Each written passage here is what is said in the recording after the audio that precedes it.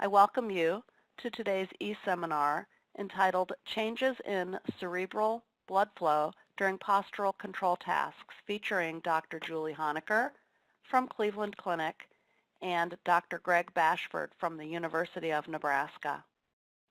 Julie Honiker is the director of the Vestibular and Balance Disorders Laboratories within the Head and Neck Institute at the Cleveland Clinic.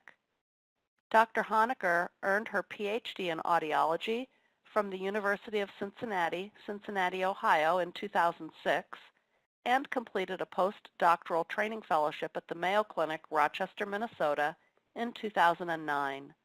Her research program is focused on clinical research and clinical decision analysis pertaining to patients across the lifespan with balance disorders.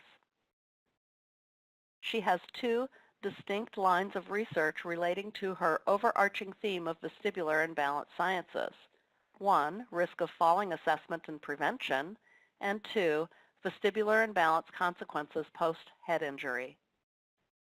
Dr. Gregory Bashford earned his PhD degree in biomedical engineering from Duke University, Durham, North Carolina in 1995. He was previously an image analysis engineer at Accuson Corporation, Mountain View, California, systems engineer at GE Medical Systems, Milwaukee, Wisconsin, and senior scientist at Lycor Biosciences, Lincoln, Nebraska. In 2003, he joined the faculty of the Biological Systems Engineering Department at the University of Nebraska, where he is currently professor and director of the Biomedical Imaging and Biosignal Analysis Lab. His research interests include methods and applications of blood flow measurements, especially transcranial Doppler for neurological protection, musculoskeletal health assessment using ultrasound. And I'm now going to turn the presentation over to Dr. Honiker. Mary, thank you so much for that kind and direct introduction, and welcome everyone to today's presentation. Thank you for coming on this fine election day. Again, my name is Julie Honiker, and I'm going to be team presenting to you with my colleague, Dr. Greg Bashford. As we get started, we do have a few disclosures. As previously indicated, I am currently employed by the Cleveland Clinic Foundation. However, the research that we will be presenting on today was from my work at the University of Nebraska-Lincoln. Dr. Gregory Bashford is a professor at the University of Nebraska-Lincoln. Some of the work that we're going to be presenting on was previously presented at the American Balance Society meeting in 2016, and we did receive some grant funding for portions of this work. We hope that you walk away today with three main learner objectives. First, we are going to reintroduce you to the cerebral circulation system, really with an emphasis on autoregulation of blood flow during postural control tasks.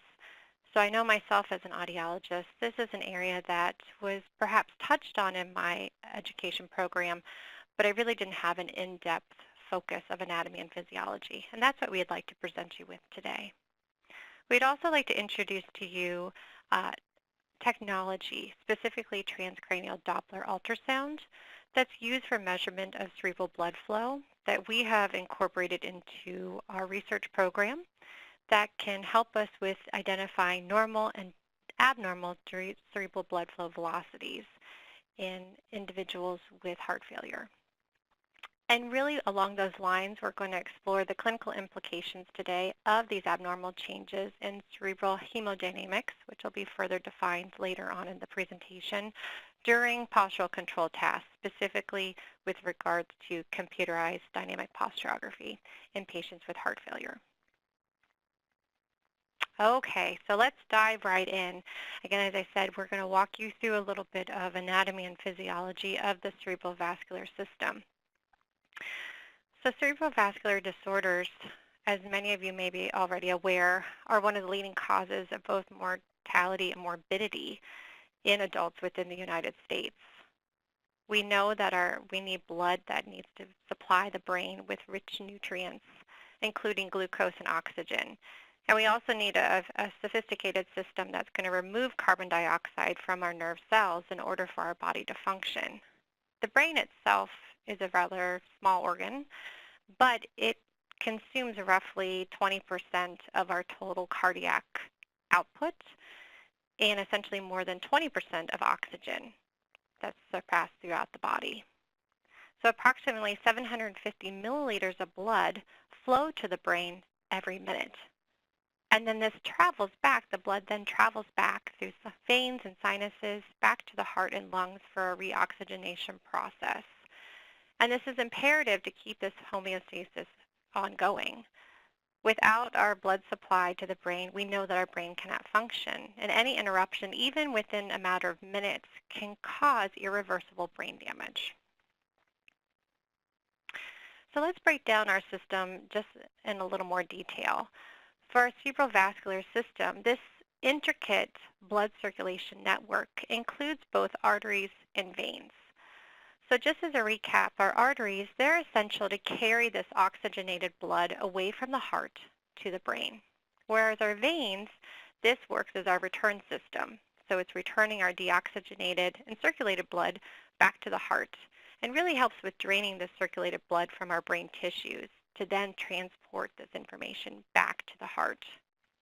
If we break down both the arteries and the veins, our arterial system is more susceptible to disease or pathology than our venous system. And that's really going to be the focus of our discussion today, is this arterial system. So if we look at an image, and I really like this image because it gives us a good appreciation for the overall cerebrovascular system. This system, our cerebrovascular system, is comprised of 4 major ascending arteries that overall contribute to our cerebral circulation. So we have essentially on each side of our neck, we have 2 carotid arteries, and we also have 2 vertebral arteries. And both of these branch off of our aortic arch, which is an ascending artery from our heart. Our carotid arteries, which are represented here, and I'll go ahead and highlight these for you in yellow. Our carotid arteries, they're ascending arteries, they move toward the brain, and this is really where they're positioned. They're more anterior and ventral position of the neck. As they move, working their way up the spine, at the level of about the 4th cervical vertebrae, this is where they first start to bifurcate. And this bifurcation produces both an internal and an external carotid arteries. So for our internal carotid arteries, they continue to ascend up to the cerebral cortex, and from here, they give rise to within the circle of Willis. So they give rise to both the right and left anterior cerebral arteries, as well as, which isn't represented here with my yellow, the right and left middle cerebral arteries. We also have external carotid arteries. And this external carotid artery, this is really responsible for supplying to our facial muscles, our forehead, as well as oral, nasal, and orbital cavities. If we go back to our starting point of our aortic arch, from here, after entering within the level of the foramen magnum, we have our vertebral arteries. And these vertebral arteries join to form the basilar artery, and this is really at the level of the brainstem between the pons and the medulla. The basilar artery eventually bifurcates at about the level of the midbrain, and this gives rise to the posterior cerebral artery.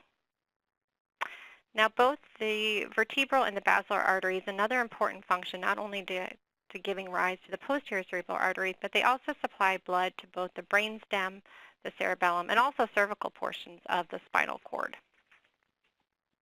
Okay, so working our way up just a little bit more here. Okay, let's see if we can get my videos to work. They did not, but that's okay. We will move on in talking about this.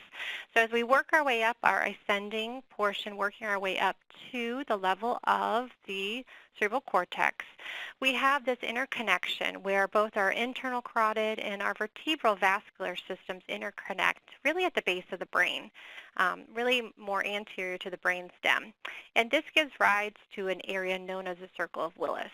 And the circle of Willis is really important because this helps to communicate between these 2 sides, between the right and the left internal carotids, with the vertebral circulation. And it really helps to equalize our overall vascular blood supply to both sides of the brain. From this, if we think about this, that we've moved our way up, we're all the way up to the level of the cerebral cortex.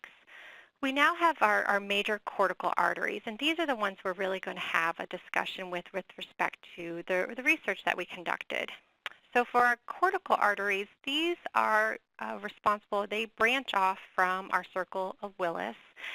And if we think about them as a whole, we have a middle cerebral artery, anterior cerebral artery, and our posterior cerebral artery.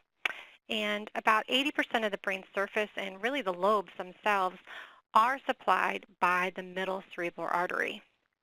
So this really, the middle cerebral artery, helps to supply the entire lateral surface of the brain, including sites responsible for speech, motor, and sensory control.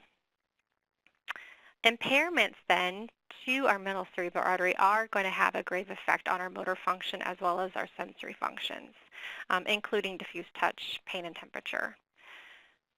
For our posterior cerebral artery, this prominent artery, as I mentioned earlier, this does branch off or bifurcates from our vertebral system. And this has a primary connection with our visual cortex as well as with our temporal lobe. And we will be revisiting this in just a little bit in our presentation.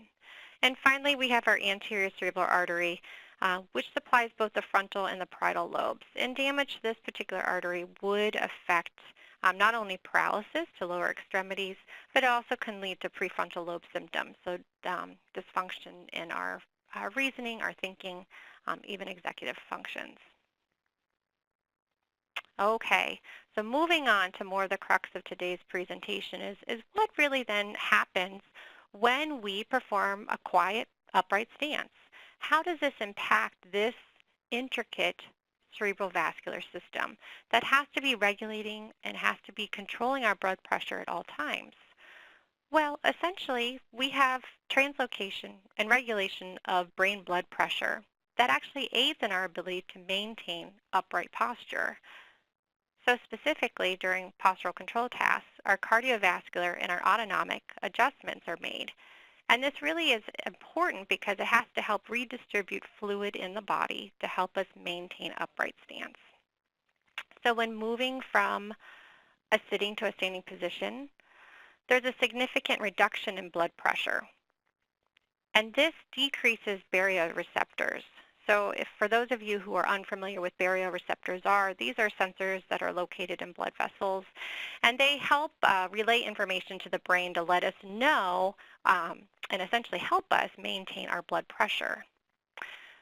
So when we move from sit to stand, there's this reduction in blood pressure. This decreases baroreceptor afferent activity, which then initiates vasoconstriction. So essentially, vasoconstriction is a constriction of our blood pressures that helps to increase our blood pressure. And this is necessary because otherwise we'd have pooling of our blood in our lower extremities. So let's look at this in a little more depth. So there was a really nice review by Yates and colleagues in 2014 where they outlined these postural control effects on the cardiovascular system.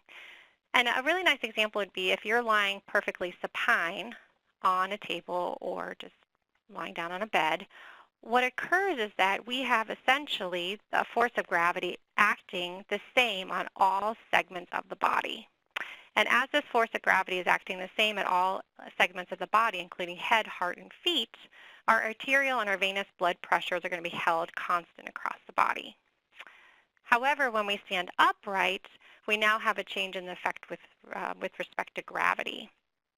So gravity is going to cause overall disparities in our arterial and our venous blood pressures in different regions of the body, where essentially, for simplicity's sake, based on these arrows, our arterial blood pressure is going to decrease at segments above the heart, and we're going to have an increase in this pooling of blood with the greatest amount toward our lower limbs.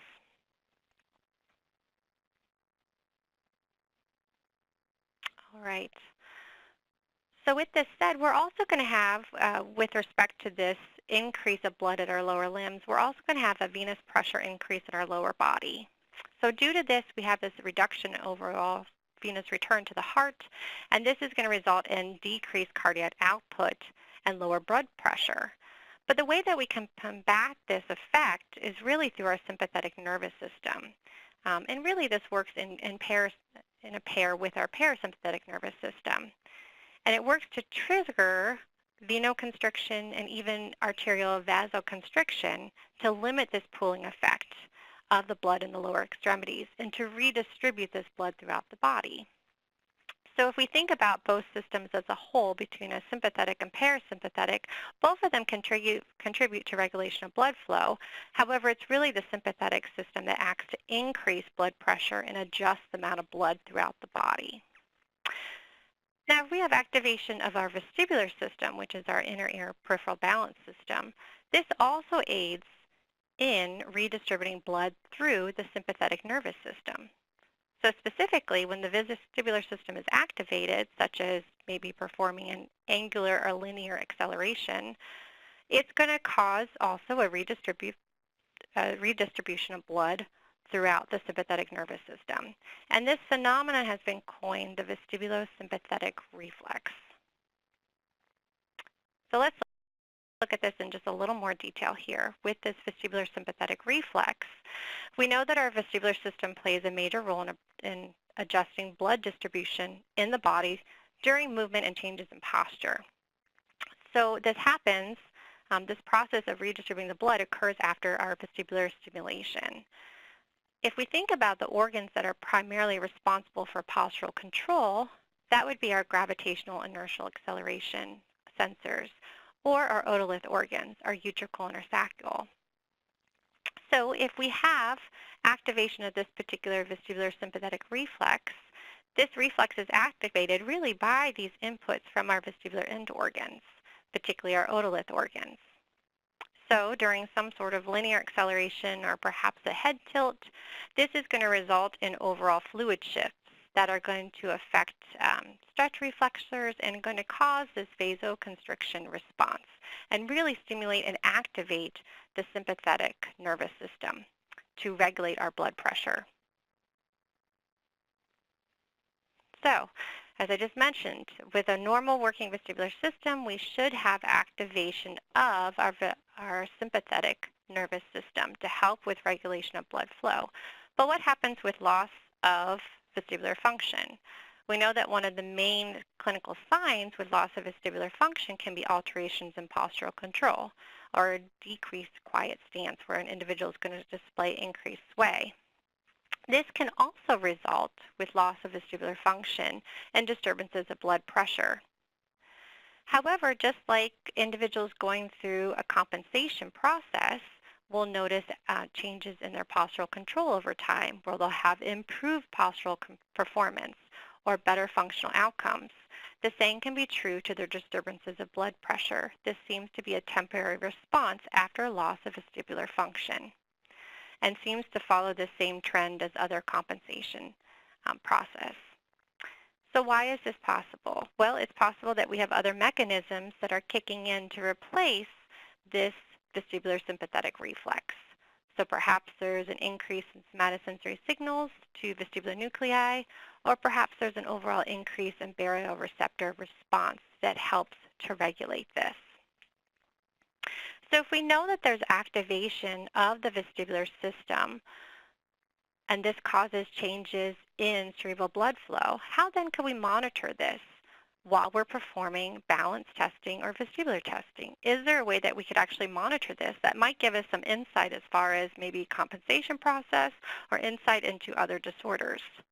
And now I'd like to turn the presentation over to Dr. Bashford, who will address that question and talk about techniques that we can use to actually monitor changes in blood flow.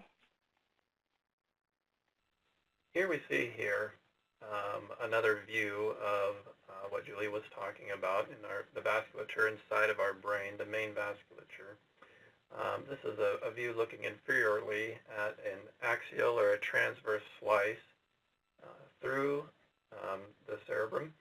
And we see here the circle that's right in the middle of the slide is the circle of Willis. And around it are coming off the middle cerebral artery, the posterior cerebral artery, and the basilar artery. And off to the side, we see this white rectangle with waves coming from it, and that is one of our main tools called TCD, transcranial Doppler. The ultrasound part in TCD is very much the same as ultrasound that people familiar with viewing a baby inside a pregnant woman. It's the very same physics. Ultrasound can also measure blood flow with very high fidelity. In this case, the transducer is positioned on the head in a way that is looking straight at the middle cerebral artery, which is one of our primary targets. This slide has a lot of information on it, but it actually turns out to be not that complicated in the end. To the right here is a red rectangle that's representing a blood vessel. Inside is a scatter that's moving relative to the transducer's pulse and receive.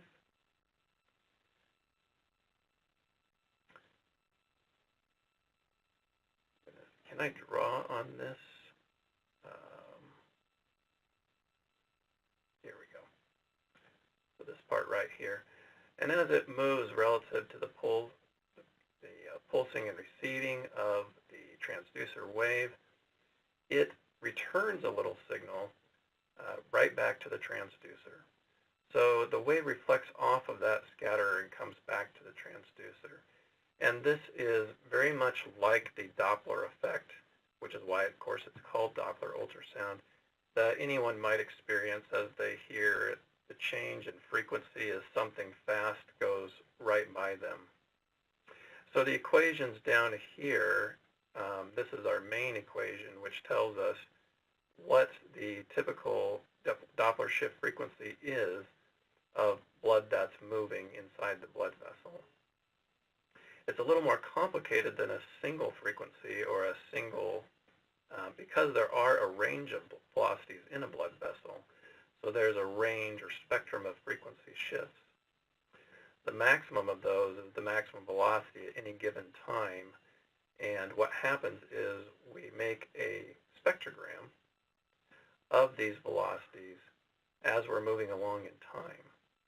So if you've ever seen one of these, what happens is you see something scrolling along in time, and each particular column, if you look down the columns, it's a colored thing, but it represents the range of velocities that the TCD machine is picking up at any given time. In this particular case, the TCD machine is watching a particular vessel and watching that spread of velocities rise up and move down and rise up and move down. So it's spreading and contracting in velocity, not vessel diameter. And we see that it's rising up to a maximum of a certain number of centimeters per second, in this case from 80 down to about 30 or so. And of course that is the pulsing inside of an artery. The trace of that maximum velocity we call the envelope of the Doppler spectrum. Something very interesting about the physics of Doppler is that it just happens to be the case that if one solves for this equation for the Doppler shift at typical ultrasound frequencies and at typical blood flow velocities, you get Doppler shift frequencies that are in the audible range around a few hundred to maybe 1,000 hertz, which just happens to be the range in which we hear in. So often those velocities are played through a speaker, and you may have heard that if any of you have ever had any children and been in the obstetrician's office. Many people mistake that to think that's an actual microphone of what's going on inside the womb. That's not really true, but it's kind of fun to think about anyway.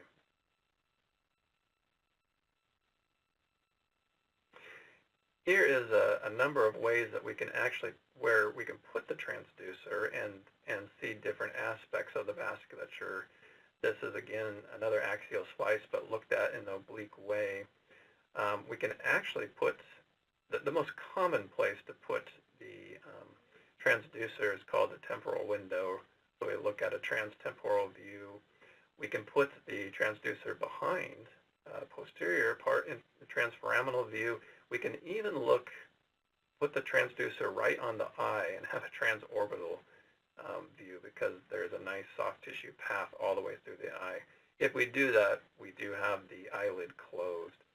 Even in the transtemporal window, there are a number of different views that one can take depending upon exactly where the thinnest part of the cranium is. So we have a frontal, an anterior, middle, and a posterior view. The kind of measurements that we take to look at the separate measurements are, for example, the peak systolic velocity, which is Vs, the end diastolic velocity, which is Vd, the mean velocity, which is the average of the envelope over one cardiac cycle, and the envelope at any particular time, which we already talked about. And then we have different indices that we might look at, and one of the most common is called the pulsatility index, which is just the ratio of the difference between the systolic and the end diastolic velocity divided by the mean. It is roughly a measure of the resistive qualities downstream of the point in which we are making the measurement. So what do these principles mean? On a physiological basis, the measures of transcranial Doppler ultrasound, and especially the functional measurements that we're making, give us some sort of idea of what's happening physiologically. A measure of neurovascular coupling, which is what the vessels are doing in response to some sort of stimulus, how they're opening and closing, and how the change in cerebral blood flow velocity is correlated to those changes in oxygen delivery. One thing that the transcranial Doppler is measuring is velocities and not blood flow volume itself. So we make an assumption that the diameter of the vessel and the perfusion territory are constant.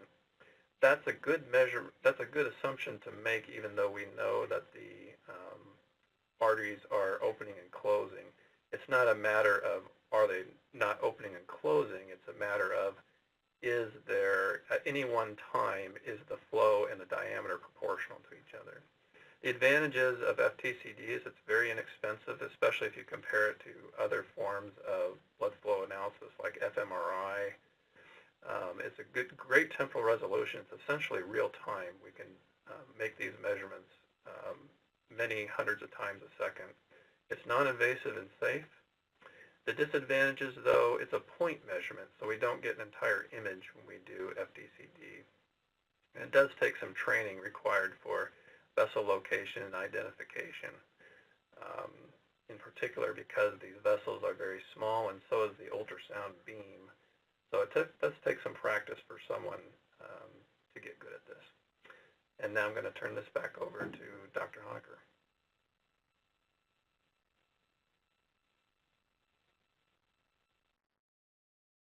Thanks, Greg. All right, so as you just heard, transcranial Doppler is a way for us to monitor changes in cerebral blood flow over time. And as I mentioned earlier, we know that vestibular stimulation can cause changes in cerebral blood flow. So with activations in our vestibular system, there have been known increases in blood flow to both the basilar, middle cerebral, and as well as the posterior cerebral arteries.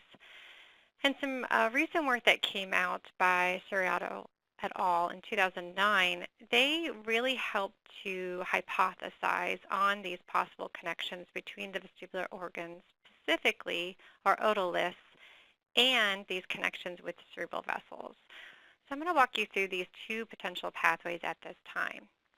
So with activation of the vestibular system, if we see here our first pathway outlined in the blue dashed line, we have information that originates from our vestibular nuclei from our otolith organs. This information from our vestibular nuclei and our vestigial nuclei are then routed to our rostral ventrolateral medulla. And this portion of our medulla actually has a very important function. It's to help us with control of our blood pressure. So we have specific cells that are located here that help control the heart and other unconscious or autonomic functions. And this portion is also a regulator of the sympathetic nervous system. And as I had mentioned before, we know that there are direct connections between vestibular activation and activation of the sympathetic nervous system. From here, within the level of the medulla, this information is then sent up to our cerebral vessels, and these undergo vasodilation. So again, this dilation of the blood vessel, or with the connections. Our second pathway here from our vestibular end organs, again, we have neurons originating within the level of the vestibular nuclei of the brain stem. These travel then to the nucleus tractus solitarius, which is located in the upper medulla. And this particular portion of the medulla also serves a very important role with respect to regulating blood pressure, among other functions. From here, it then works its way to the pterygopalatine ganglion, which is a parasympathetic ganglion, that also helps to control body functions. And from there, it works its way up to the cerebral vessels for, again, vasodilation. So again, we have these connections once we have activation of our vestibular organs that originates in the level of the brainstem within the vestibular nuclei that then have direct connections to our cerebral vessels.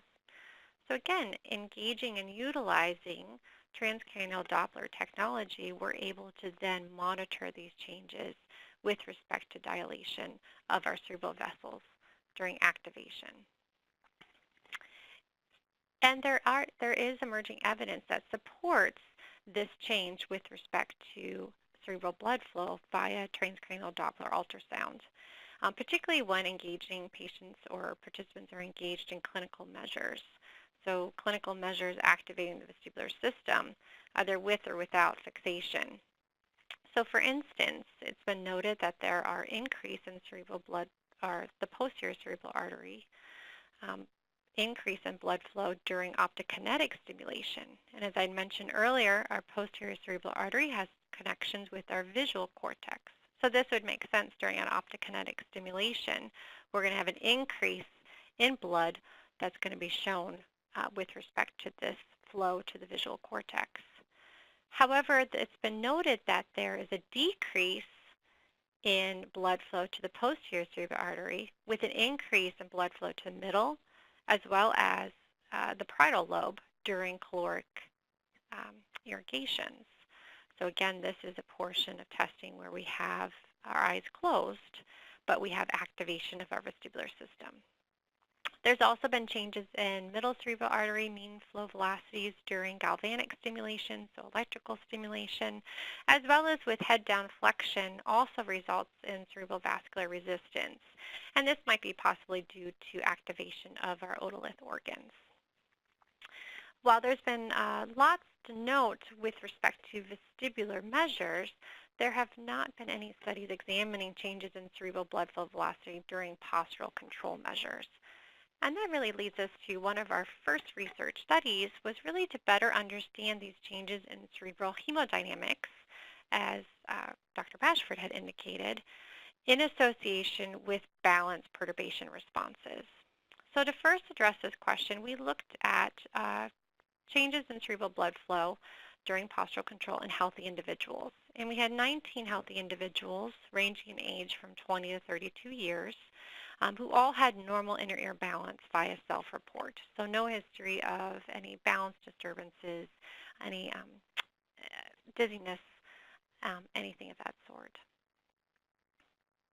For these individuals, all 19 individuals participated in computerized dynamic posturography, in particular the sensory organization test.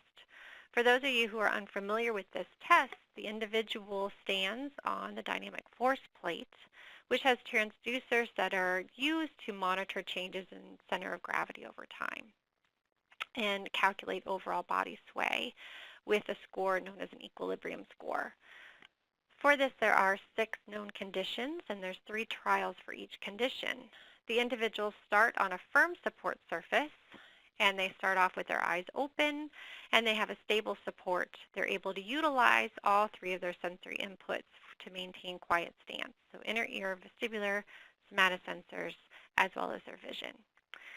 We then selectively make this more challenging for the individuals by having them close their eyes while maintaining quiet stance on a stable surface, as well as having their eyes open but viewing a visually disturbing background, which is referred to as sway referenced, where for every equal portion of body sway, there's movement of the surround around the individual.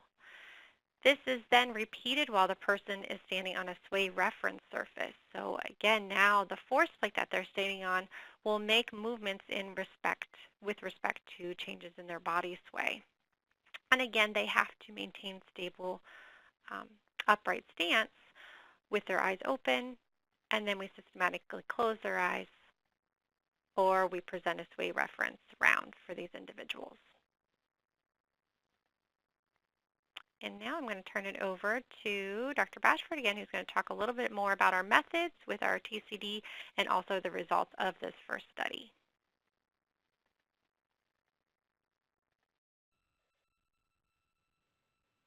Okay, so here you can see a real photograph of what this looks like. We're at the conditions of the trials. And so we're looking at the waveform.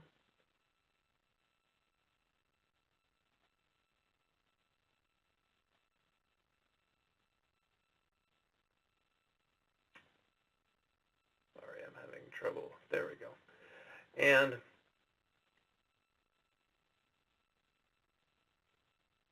here's a blow-up of the kinds of measurements that we're taking that we talked about before, looking at the VS, the VD, and the VM, short versus systolic, diastolic, and the mean, as well as looking at the pulsatility and the resistivity index, which is very close to the pulsatility index.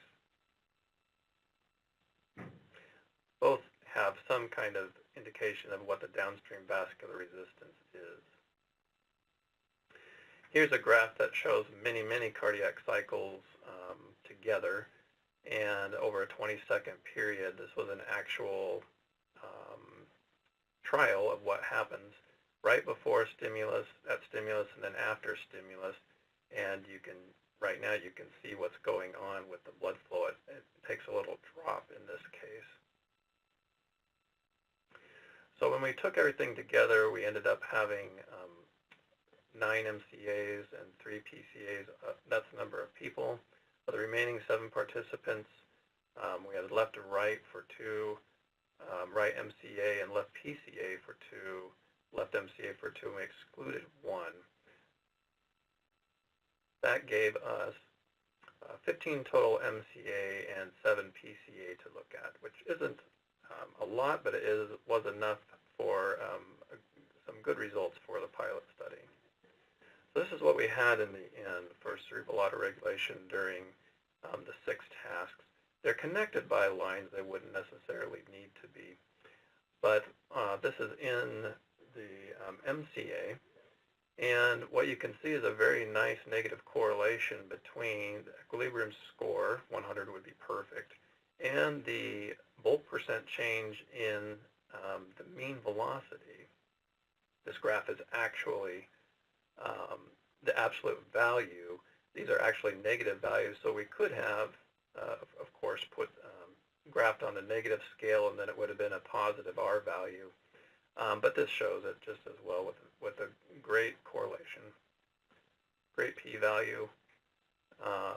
We see very nicely how they cross each other. An interesting thing here is that in condition 5, there is this slight difference, and this corresponds to a very slight difference in blood flow percent change, you can see. But even in percent changes, in the percents and half percents make quite a difference in FPCD measurements. Okay, and now I'm going to turn it back over to Dr. Honiker.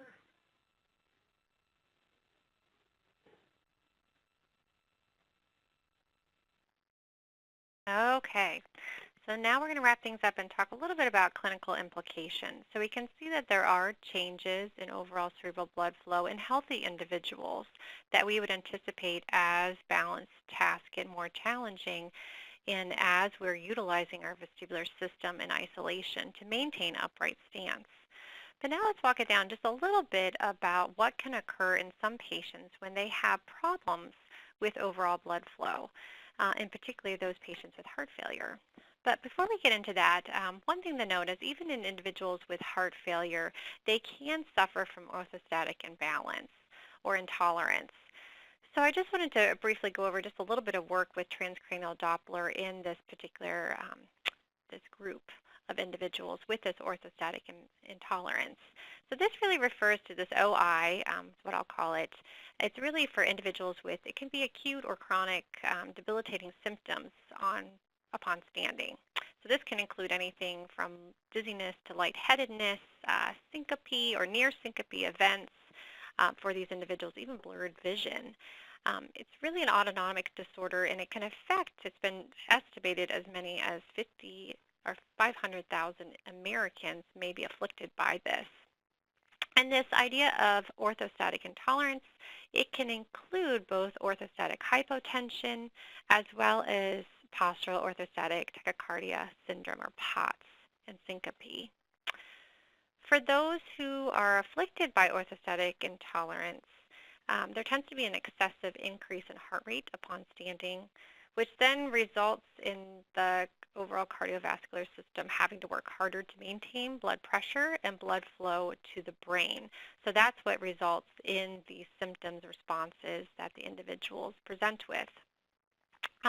Based on some recent work by Lin and colleagues in 2011, they looked at individuals who had orthostatic intolerance, and they wanted to really get a sense with the use of transcranial Doppler ultrasound of what is occurring with cerebral blood flow. So they had the individuals go through a Valsalva technique to increase intracranial pressure, as well as repetitive head-up tilt testing, which was really activating our otolith organs.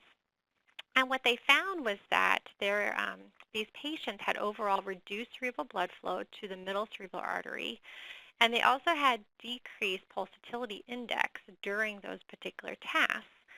But with further analysis, what they found was that these individuals, like healthy controls, had normal vasoconstriction. So the sympathetic nervous system is kicking in to constrict the vessels. But where the error kicks in is that these individuals is that they're staying constricted, but they're not relaxing at a normal rate.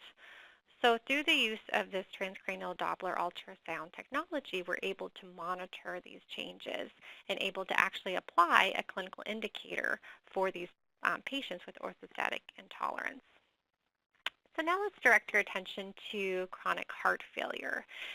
And we had a real push when I was at the University of Nebraska-Lincoln to further look at patients with heart failure, their balance function, because so many of these individuals were presenting to the clinic with their symptom complaints of imbalance, lightheadedness, and they also had an increase in falls.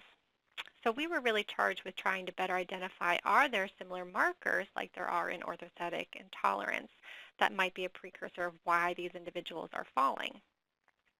So if we think about chronic heart failure, overall in some studies have identified that mean middle cerebral artery cerebral blood flow velocity is lower in our patients with mild to moderate heart failure. And heart failure is really based on a class system, going from class 1 to class 4. So these are individuals with class 1 or class 2 heart failure based on the New York Heart Association classification.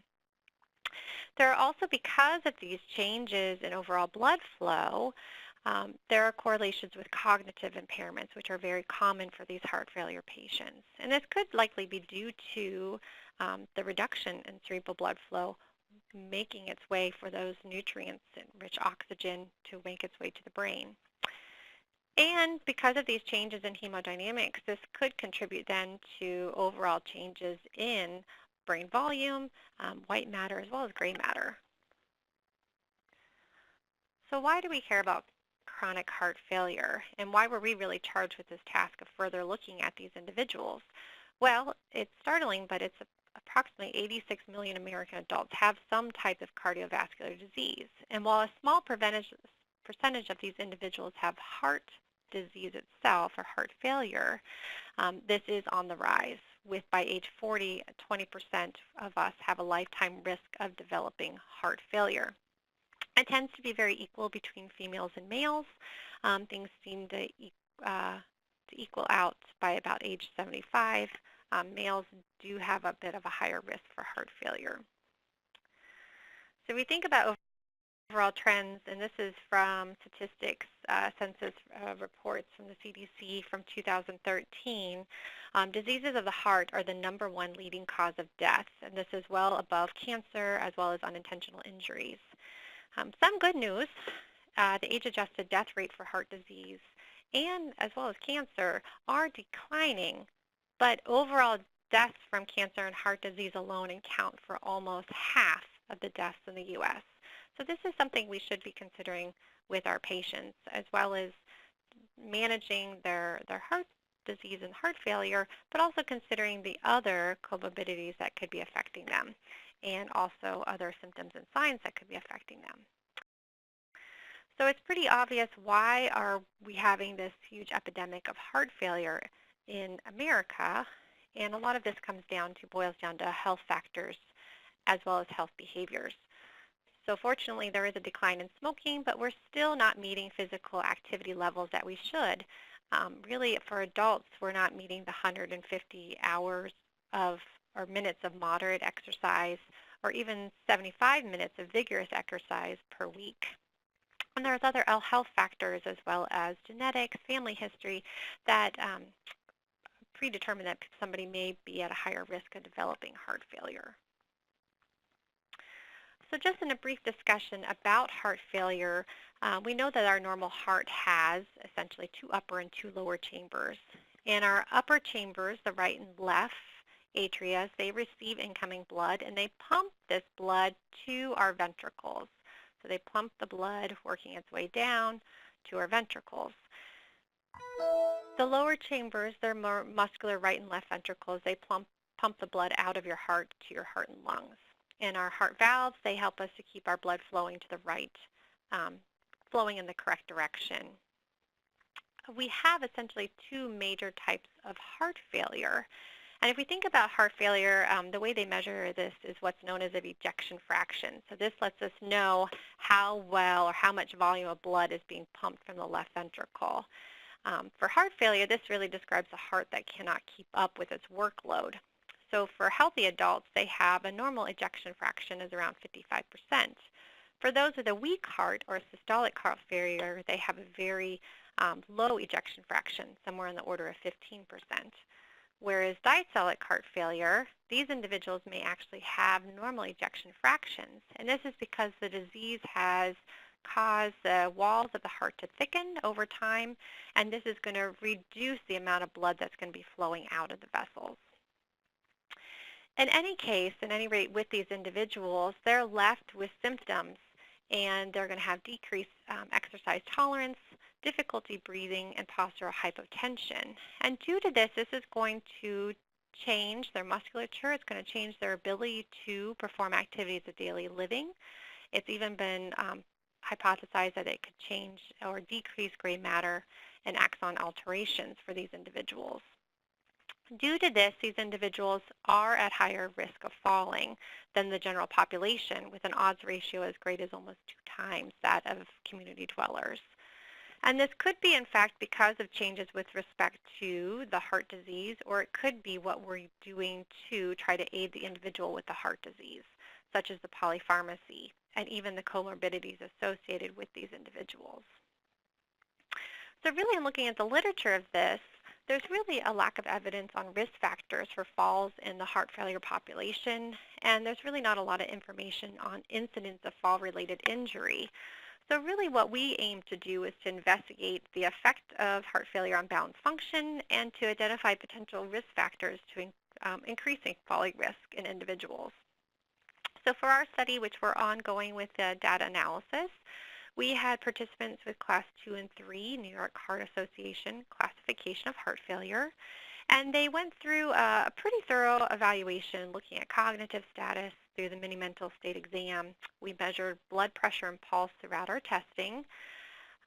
They also went through a frailty scale known as the Edmonton Frailty Scale. They had thorough medical case history, and we did functional performance measures such as the timed up and go test, the functional gait assessment, and as well as we had them undergo computerized dynamic posturography, the sensory organization test with simultaneous transcranial Doppler ultrasound. For both of our individuals, and again our results, as I said, are ongoing, we found that those in the heart failure group, these individuals had higher weight, higher frailty scale scores, more indications of dizziness, as well as on the activity-specific balance confidence scale, they had lower balance confidence to perform activities of daily living as compared to our control individuals. What's also important to note is that they had overall the use of polypharmacy, which we know results in symptoms of dizziness and imbalance. Our individuals in the heart failure group, almost all of these individuals were taking 5 or more medications, and only 2 of our controls were taking at least 5 medications. If we break down the type of medications they were taking, a number of these individuals, just to combat the effects of heart failure, for obvious reasons, they were taking antihypertensive medications, which put them in a class of what's referred to as fall risk-inducing drugs, which are antihypertensives, narcotic, and psychotropic medications. And the heart failure group had at least 2 or more fall risk-inducing drugs that they were taking, and this includes the majority with these antihypertensive drugs. If we look further at the overall incidence of falls, those individuals in the heart failure group had a greater incidence of falls in the preceding 12 months and a greater number of falls, recent falls with injuries. Also, there were noted correlations for just the heart failure group alone, significant correlations found between their symptoms of unsteadiness in walking and their measures of functional performance, such as the timed up and go, and also their frailty scores. And looking specifically at their functional performance measures, some things to note here. We didn't find, and again, our results are ongoing, significant differences between groups, but there's a few things to note looking at the mean averages. For our heart failure groups, these individuals, they had, for a timed up and go score, typically scores of 12 seconds or greater indicate falling risk. And then also for our heart failure group, for the functional gait assessment score, scores less than 22 indicate falling risk. So a lot of these known functional performance measures, the heart failure group, were at risk for falling based on their mean scores. Also, additionally, they had lower performance on postural control for computerized dynamic posturography, for sensory organization testing. They had lower scores. There were, for obvious reasons, significant correlations between functional performance and frailty, such as timed up and go and the frailty measures. But what's to note is that there was no association between their sensory organization test and frailty. So we really wanted to further investigate why, although it wasn't significant, did our heart failure group have lower sensory organization scores, testing scores. And I'm going to turn it back over to Greg to further explain our transcranial Doppler results.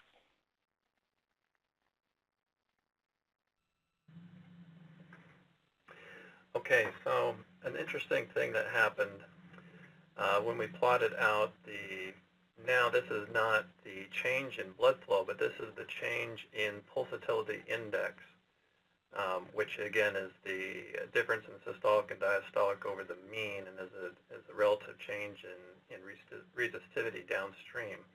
And the main thing on this graph to look at, if you look at a healthy young subjects, and apply these balance stimuli, they have significant change in pulsatility.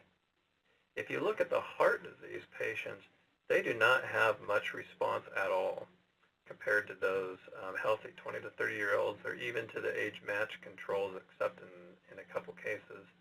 And what that's telling us is that probably the most straightforward interpretation of this graph is that their vessels are not elastic enough, and therefore there's just a small change in that FPI.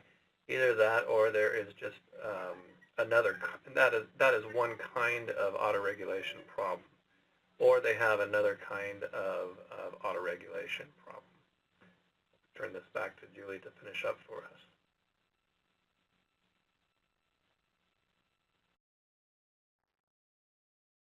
Okay, so just based on our results in our patients, we found that our heart failure group, they did have a higher incidence of falls and falls with injuries. And for these individuals, reasons that they may have a higher incidence of falls could really lie, in fact, with the number of medications they were on, their frailty scores, as well as the vast comorbidities associated with their functional performance. And we can speculate that because of their heart failure, because of the number of comorbidities, that then can change their motor regulation response. What was new was really their changes in cerebral autoregulation associated with their decreased postural control on sensory organization testing. And this led to some speculation, as Greg pointed out, that perhaps this is due to some damaged autoregulation system where we're not having that same response as we saw with our normal controls. So kind of thinking back to that group of the orthostatic intolerance, they're able to reduce a response, but there's a disorder with the response. So that's possibly what we're observing with our heart failure patients. Then also the question is then, could it be a medication effect? So knowing that the response of antihypertensives is to bring down blood pressure, is it potentially that we're observing this effect from the tools that we're using as palliative care for these patients?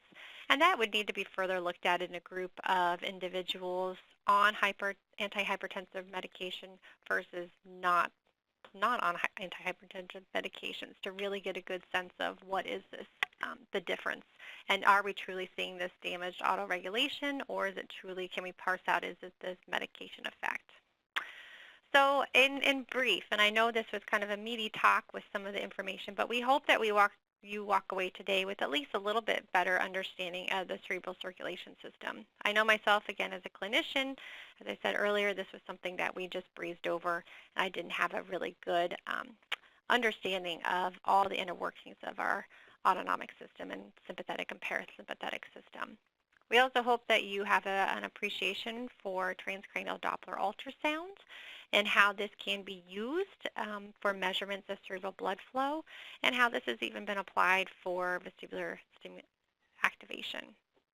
And then a little bit with respect to our work that's ongoing, looking at changes in cerebral hemodynamics during postural control tasks in patients with heart failure. So with that, we just want to say thank you to our collaborators at the University of Nebraska-Lincoln. And I know we're almost out of time, but we would be happy to, if you have any questions, you can always email us. We would be happy to address those questions at a later time. But thank you so much for your attention today. Thank you, Drs. Honiker and Bashford. This is Mary again, and this will end the recording for today's meeting. Please visit our website for additional learning opportunities. Thank you.